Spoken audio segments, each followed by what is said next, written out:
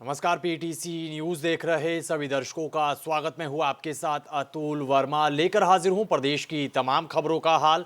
Bulletin का आगाज करेंगे, लेकिन सबसे पहले एक नजर हेडलाइंस पर। साइबर सिटी गुरुग्राम के मन्नपुरम गोल्ड बैंक में दिन दहाड़े लूट, 5 हथियारबंद बदमाशों ने दिया लूट को अंजाम। सीसीटीवी खंगालने में जुटी पुलिस। अंबाला की टांगरी नदी का जलस्तर बढ़ने से बिगड़े हालात, निचले इलाकों में भरा पानी, लोगों को भारी नुकसान, स्थानीय लोगों में रोष। मुख्यमंत्री सैनी ने किसानों के हित में की बड़ी घोषणा, बागवानी फसलों की तर्ज पर शहद को भावांतर भरपाई योजना में शामिल करने का किया ऐलान। यमुनानगर के क्लेसर के जंगलों में खैर की लकड़ी की कटाई के बीच वन विभाग और पुलिस की कार्रवाई, जगाधरी के एक घर से स्टोर की जा रही लकड़ी बरामद। और देश प्रदेश में धूमधाम से मनाया गया जन्माष्टमी पर्व, पलवल के पंचवटी धाम मंदिर में जन्माष्टमी पर्व पर जमा रंग।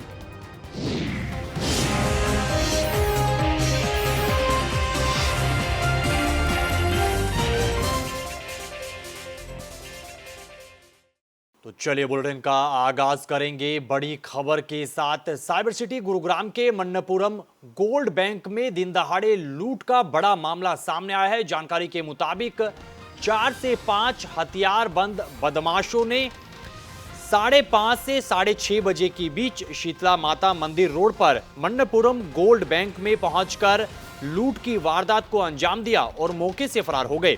इस दौरान बदमाशों ने लूट का विरोध करने पर बैंक मैनेजर और अन्य लोगों को घायल कर दिया, जिन्हें इलाज के लिए अस्पताल में भर्ती करवाया गया है।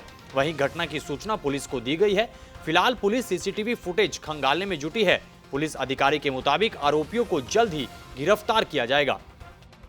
सूचना आई थी भाई, यहाँ पे गोल्ड लोन का ऑफिस है, ठीक है, वहाँ पे कुछ असामाजिक तत्व घुसे हुए हैं। फिर हम आए हैं, यहाँ मिला नहीं कोई भी बंदा, भाग गए थे।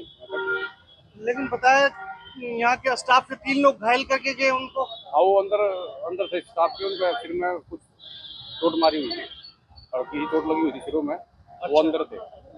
तो लूट भी हुई, लूट की बात भी आई है सामने। अब पैसे पूछे, कुछ सोना लेके गए। अच्छा, बाकी ये बताया कितने लोग थे, किस पे थे? 4 से 5 लोग बता रहे। तो बाकी जिनको चोट लगी है वो कौन है यहाँ पे? Assistant manager? हाँ, उनके जो काम करने वाले हैं, असिस्टेंट मैनेजर, सिक्योरिटी गार्ड है, 1-2 उनके कार्यक्रम करने वाले काम लगे हैं। पहाड़ों पर लगातार बारिश का दौर जारी है। इसी बीच अब मैदानी इलाकों पर नुकसान की खबरें निकल कर आ रही हैं। तस्वीर अंबाला की है, जहां पर टांगरी नदी का जलस्तर बढ़ने से हालात बिगड़ गए हैं और निचले इलाकों में पानी भरने की तस्वीरें निकल कर आई हैं, जिससे स्थानीय लोगों को भारी नुकसान हुआ है। जानकारी के मुताबिक लोगों को आने जाने में भी काफी दिक्कतों का सामना करना पड़ रहा है। स्थानीय लोगों का कहना है कि प्रशासन की तरफ से उन्हें कोई जानकारी नहीं दी गई थी और ना ही अभी तक कोई भी प्रशासन की तरफ से मदद के लिए पहुंचा है। सर जी, यहाँ जो अभी काम कर रहे हैं, जहाँ हम रूम लेके रह रहे हैं, यहाँ पे हमारे रूम के अंदर पानी घुस चुके हैं। इसमें अभी कोई तरह के हेल्प नहीं मिले हैं, ना प्रशासन आया है, ना कोई भी व्यक्ति आया है। अभी हम सामान बचाने के लिए अपना सुरक्षा कर रहे हैं सामान को। दिक्कत आ रही है पानी आने जाने में? अभी तो कम है, हो सकता है रात में अगर सोने उन्हें का बहुत दिक्कत होगा हम लोग को। इसके लिए वो तो उपाय सोचना पड़ेगा कुछ ना। पानी में लोग के घर उधर जो है डूबा हुआ है, उधर से आगे 10 जन के घर है वो भी डूबा हुआ है। लोग कोई अभी देखने सुनने नहीं आया था। जानकारी दी थी प्रशासन ने कि पानी आ जाएगा? नहीं, कोई जानकारी नहीं। कितना पानी आ चुका है घरों में? पानी तो मेरे एक बच्ची थी इतनी, उसकी इतना पानी था वहाँ। इधर मुख्यमंत्री नायब सिंह सैनी ने किसानों के हित में बड़ी घोषणा की है। कुरुक्षेत्र में एक कार्यक्रम में पहुंचे मुख्यमंत्री नायब सिंह सैनी ने किसानों के हित में बड़ा ऐलान करते हुए बताया कि अब से बागवानी फसलों की तर्ज पर शहद को भावांतर भरपाई योजना में शामिल किया जाएगा। मधुमक्खी पालन पर राज्य स्तरीय कार्यशाला में पहुंचे सीएम सैनी ने कहा कि रामनगर स्थित एकीकृत मधुमक्खी पालन विकास केंद्र में शहद की बिक्री की व्यवस्था भी की जाएगी। वहीं भंडारण और गुणवत्ता जांच की सुविधा भी उपलब्ध करवाने के लिए गुणवत्ता नियंत्रण प्रयोगशाला स्थापित की जाएगी। उन्होंने कहा कि मधुमक्खी पालन किसानों के लिए अतिरिक्त आमदनी का एक बड़ा साधन है और इससे फसलों की पैदावार भी बढ़ती है। सीएम सैनी ने कहा कि पीएम मोदी के स्वीट क्रांति के आह्वान को साकार करने के लिए हरियाणा तेजी से कदम बढ़ा रहा है। अब मधुमक्खी पालकों को ऐसी स्थिति में घाटे से बचाने के लिए आज इस मैं मंच से जब मैं आप लोगों के बीच में आया हूं, बागवानी फसलों की तर्ज पर शहद को भी भावांतर भरपाई योजना में शामिल किया जाएगा। और अभी तक कहीं पर भी शहद की बिक्री मंडी के लिए मंडी नहीं थी। इस स्थिति को देखते हुए हमारा जो मधुमक्खी केंद्र रामनगर पर शहद विपणन केंद्र की व्यवस्था वहां पर की जाएगी, ताकि हमारा जो शहद का किसान है वो वहां पर उसको ले जा सके। वहां पर शहद की बिक्री और शहद की जांच की सुविधा मुहैया कराई जाएगी, जिसका मैंने अभी जिक्र किया है कि 20 करोड़ रुपया केंद्र सरकार ने वहां पर उसकी टेस्टिंग के लिए वो दिया है। जल्दी ही वो बन करके तैयार होगा। मधुमक्खी पालकों को अपने शहद का उचित मूल्य मिल सके, इसके लिए आज हमने यहाँ ये घोषणा की है। हरियाणा सरकार ने वर्ष 2017 में देश का पहला मधुमक्खी केंद्र कुरुक्षेत्र में स्थापित किया था। अब हमने रैशनलाइजेशन के तहत इस केंद्र का दर्जा बढ़ा करके राष्ट्रीय स्तर का इंस्टीट्यूट बनाने का फैसला लिया है। आने वाले समय में इस इंस्टीट्यूट में मधुमक्खी पालन पर उन्नत वैज्ञानिक तकनीकों पर अनुसंधान भी किया जाएगा। मैं आप सबको आज इस अवसर पर जन्माष्टमी के महापर्व की बहुत बहुत बधाई देता हूं। आइए इस ऊर्जा को एक सकारात्मक दिशा दें और हरियाणा को देश का हनी हब बनाने का हम काम करें। आप सबका बहुत बहुत धन्यवाद। जय हिंद, जय भारत।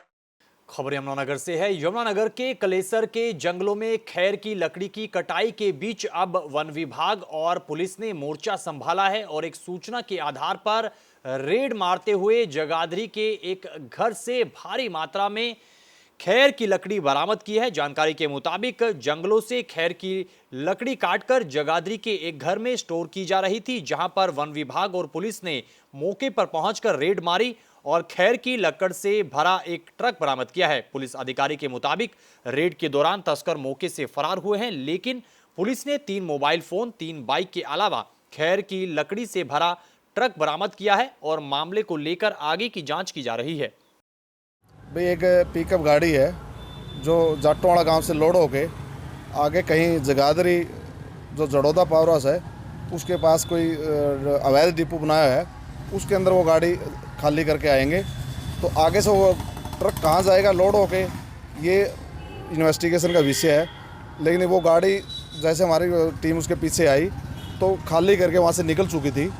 जैसी टीम को शक हुआ भाई ये गाड़ी खाली हो गई है, तो हमारी टीम ने वापस उस गली में से जिस गली से वो गाड़ी निकली थी उसमें जाके सर्च किया, तो उसमें एक बड़ा ट्रक जिसके आसपास खैर की लकड़ी और अंदर छुपाई हुई लकड़ी भी बरामद की गई है। तो मौका पर जो लोड करे थे व्यक्ति वो हमारी टीम को देखते हुए वहाँ से भाग गए। हमने तत्काल 112 पे कॉल किया तो 112 भी आ गई, जिसमें हमने 3 मोटरसाइकिल और 3 मोबाइल फ़ोन मौके से बरामद किए हैं। और उसके बाद गाड़ी को एक कांडा पे करवा के यहाँ गाड़ी को ले आए हैं। अब इसकी इन्वेस्टिगेशन पुलिस कर रही है आगे। सर कितने क्विंटल लकड़ होगी इसमें और कौन सी लकड़ है? ये लगभग 70-80 क्विंटल के आसपास जो इसका वजन है। अगली खबर रेवाड़ी से है। रेवाड़ी की गोयल कॉलोनी के राधा कृष्णन मंदिर में जन्माष्टमी की तैयारियों के मद्देनजर एक हादसा पेश आया है। जानकारी के मुताबिक करंट लगने से एक शख्स की मौत हुई है। बताया जा रहा है कि मंदिर परिसर में लाइटें लगाने का काम चल रहा था। इसी दौरान मंदिर के ऊपर से गुजर रही 11,000 केवी की हाई टेंशन लाइन की चपेट में आने से शख्स की मौत हो गई। इधर स्थानीय लोगों ने बिजली विभाग पर लापरवाही का आरोप लगाया है। लोगों के मुताबिक विभाग को कई बार शिकायत दी गई, लेकिन विभाग ने ना तो इन तारों को ऊंचा उठाया, ना ही इस समस्या का समाधान किया। ये मेचरी गांव से है और करीबन 50-55 साल की उम्र है और हरकेश नाम है इनका। ये टेंट का काम करते हैं। तो आज जन्माष्टमी के उपलक्ष्य पे वो ऊपर लड़ी वगैरह लगा रहे थे मंदिर पे, तो उनका ध्यान नहीं रहा तो उस पे टच हो गए और लाइन नीचे है ज्यादा। वो 4 फुट वो बता रहे थे रात्रि पे भी हुआ था, थोड़े दिन पहले एक लेडीज को करंट लगा था। वो पेड़ एक लाइन के जाके थोड़ा सा टच, बारिश का मौसम था तो उससे करंट आ गया था नीचे, तो वो भी बची है। और पहले भी एक दो दिन पहले भी एक लेडीज को करंट लगा है वहाँ पर। तो बोलने के बावजूद भी ये कोई सुनवाई नहीं कर रहे हैं और घरों के ऊपर से, मंदिर के ऊपर से काफी लाइनें गई हुई हैं। थोड़े दिन पहले एक जेंट्स को भी लगा हुआ है अगली वाली गली में, वो जो केबल वो काम की नहीं है, वैसे ही लाइन चालू है जिसके ऊपर एक भी कनेक्शन नहीं है। और ये जो बिजली की जो घटना है ये अब नहीं, पहले भी बहुत बार हो चुकी है। और जो कॉलोनी, गोयल कॉलोनी के अंदर जितने भी जो टंकी हैं, ट्रांसफार्मर, उनका कोई भी स्विच कट करने का कोई भी प्रावधान नहीं है। यहाँ पे जो जैसे आवारा जो पशु हैं वो घूमते हैं और काफ़ी लोगों को मतलब इसकी जो एक्सीडेंट हुआ है। तो हम ये चाहते हैं कि बिजली बोर्ड से, जो प्रशासन से, कि जो परिवार के साथ जो घटना घटी है उसका मतलब सहयोग करे और मतलब मुआवजा वगैरह देने की पूरी कोशिश करे प्रशासन। खबरों में आगे बढ़ेंगे, अगली खबर का जिक्र करेंगे। ऑपरेशन सिंदूर में लड़ाकू विमान से आतंकियों के ठिकाने ढेर करने वाले स्क्वाड्रन लीडर सिद्धार्थ सिंह से पलवल से हमारे पीटीसी संवाददाता गुरुदत्त गर्ग ने खास बातचीत की है। सिद्धार्थ सिंह राष्ट्रपति के हाथों वीर चक्र से सम्मानित होने जा रहे हैं। बातचीत सुनिएगा। मैं काफ़ी अपने आप को भाग्यशाली मानता हूँ कि मैं बालाकोट स्ट्राइक्स का भी पार्ट था और आज जब ये सब सिंदूर ऑपरेशन हुआ तो उस जहाज़ की वजह से और इतना अच्छा और इतना पावरफुल वो जहाज़ है कि हमें कभी कुछ होने नहीं देता। और मुझे मेरी स्क्वाड्रन में और ये जहाज़ उड़ाते उड़ाते 10 साल हो गए, तो एक्सपीरियंस का कोई जो कहते हैं ऑल्टरनेटिव नहीं होता, वो बात बिल्कुल सच है। एंड मेरे अपने जहाज़ पे कम से कम 1200 के आसपास 1200 घंटे हैं जहाज़ को उड़ाए हुए। ये सारी जो जर्नी थी, इस पूरी जर्नी के दौरान ऐसी बहुत चीज़ें हुई कि अप्स डाउन्स और चीज़ें अच्छी ख़राब, आपके दिन भी ऐसे ही होते हैं, लेकिन आपको बस लगे रहना है रोज़, कभी भी हार नहीं माननी है बुरे दिनों के, खासकर बुरे दिनों पे। अच्छे दिन तो सबको अच्छे लगते ही हैं, लेकिन जब आपके दिन ख़राब है तब आप अपने जो आपके व्यूज़ हैं या जो आपके मॉरल वैल्यूज़ हैं, आप उनसे दूर नहीं जा सकते। आपको खासकर उन दिनों अपनी वैल्यूज़ को बना के रखना है और भगवान सब देख ही रहे हैं। तो इतने साल अगर आप किसी चीज़ में अपना दिलो जान से मेहनत करेंगे तो फल ज़रूर मिलेगा। अच्छा सिद्धांत जी, हर एक सैनिक का सपना होता है कि उसे वीर चक्र प्राप्त हो राष्ट्रपति जी के द्वारा। आप बड़े सौभाग्यशाली हैं, आपने बहुत थोड़ी ही उम्र में ही वीर चक्र की प्राप्ति की है। हालांकि सेलिब्रेशन होना बाकी है, लेकिन घोषणा हो चुकी है। 14 अगस्त की शाम को घोषणा हुई है, इसमें आपका भी नाम है लिस्ट में और वीर चक्र से आप सम्मानित किए जाने वाले हैं। तो क्या महसूस हो रहा है आपको? सच बताऊं तो कभी भी आप कुछ भी काम करने से पहले ये नहीं सोचते कि मैं वीर चक्र जीतूंगा, कि मैं परमवीर चक्र जीतूंगा। हाँ, ये आपको पता है कि अगर आप किसी ऐसे सिचुएशन में आएंगे तो आपकी तरफ से कोई कमी नहीं होनी चाहिए। अब उस आपके एक्शन के लिए आपको चाहे परमवीर चक्र मिले, चाहे आपको सराहा ना जाए, आपको अपना काम करना है। अगली खबर भिवानी से है। भिवानी की सबसे बड़ी कपड़ा मिल में आग लगने का बड़ा मामला सामने आया है। जानकारी के मुताबिक आग लगने से भारी नुकसान की आशंका जताई जा रही है। शॉर्ट सर्किट के चलते सुबह मिल के डिजाइन एंड डेवलपमेंट ऑफिस में आग लग गई। बताया जा रहा है कि कपड़ा मिल के इंटरनल फायर सिस्टम ने मौके पर काम किया और मौके पर पहुंचे दमकल कर्मियों, पुलिस और मिल के फायर सिस्टम कर्मचारियों ने मिलकर आग पर काबू पा लिया। फिलहाल मिल में नुकसान को लेकर अभी मूल्यांकन किया जा रहा है। आज सुबह करीब 7 बजे पुलिस कंट्रोल के माध्यम से हमें सूचना प्राप्त हुई कि बीटीएम मिल जो हमारे भिवानी की सबसे बड़ी वर्किंग फैक्ट्री है उसके अंदर आगजनी हुई है। तो सूचना पाकर तुरंत हमने फायर ब्रिगेड को इन्फॉर्म किया और फायर ब्रिगेड की टीम और हम खुद भी अपनी टीम के साथ मौके पर पहुंचे और जो बीटीएम मिल के अंदर इंटरनल जो फायर कंट्रोल सिस्टम है उसने भी बेहतर काम किया और 35 से 40 मिनट के अंदर ही आग पर काबू पा लिया गया। किस चीज़ में आग लगी थी? उसमें जो प्रारंभिक तौर पर हमने देखने में नज़र आया वो ये था कि शॉर्ट सर्किट की वजह से उसमें आगजनी हुई है। नुकसान के बारे में जो बीटीएम मैनेजमेंट है वो बेहतर बता पाएगा, उस समय तक उनकी कैलकुलेशन जारी थी।